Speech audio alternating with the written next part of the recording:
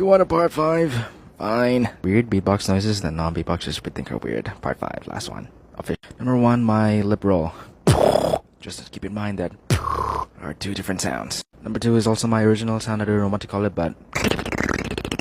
Number 3 is the lip roll that Mr. Walpus does in his typical drop. Number 4, the bass cannon. Number 5, the TCH snare. Number 6, the duck sound. Number 7, the polyphonic voice.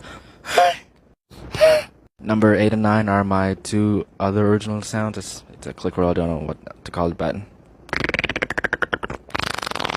And number 10, the synth sound.